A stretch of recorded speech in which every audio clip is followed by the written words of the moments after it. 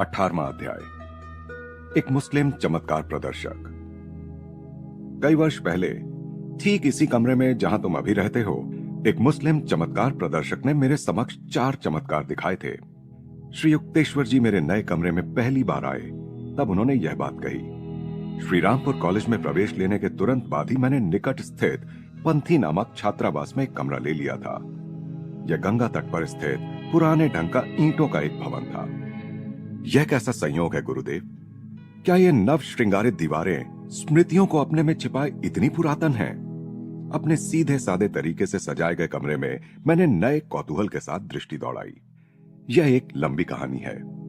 मेरे गुरु पूर्व स्मृतियों को ताजा करते हुए मुस्कुराए। उस फकीर का नाम अफजल खान था। एक हिंदू योगी के साथ अनायास भेंट हो जाने के फलस्वरूप उसे असाधारण सिद्धियां मिल गई थीं। अफजल के बचपन में पूर्वी बंगाल के एक छोटे से गांव में एक दिन एक धूल धूसरित सन्यासी ने उससे याचना की, बेटा, मुझे बहुत प्यास लगी है, थोड़ा पानी ला दो। बाबा जी, मैं तो मुसलमान हूं, आप हिंदू होकर मेरे हाथ का पानी कैसे पिएंगे? मैं तुम्हारी सत्यशीलता से प्रसन्न हूं बेटा।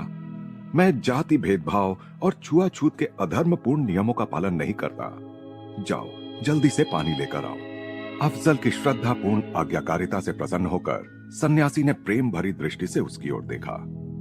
तुम्हारे पिछले जन्मों के कर्म बहुत अच्छे हैं, उसने विचार मग्न होकर कहा।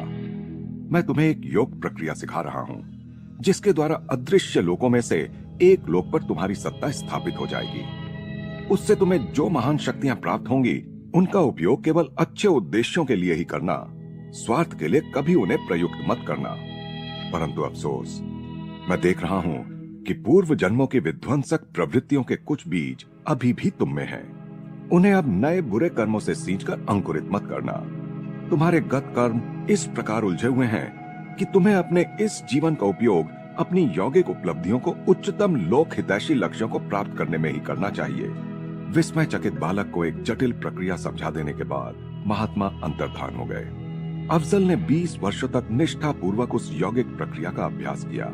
उसके चमत्कारी कृत्यों की ख्याति फैलने लगी। मालूम होता है उसके साथ सदैव कोई अदृश्य आत्मा रहती थी, जिसे वह हजरत कहकर पुकारा करता था। वह अदृश्य अस्तित्व अफजल की छोटी से छोटी इच्छा को भी पूर्ण करने में समर्थ था।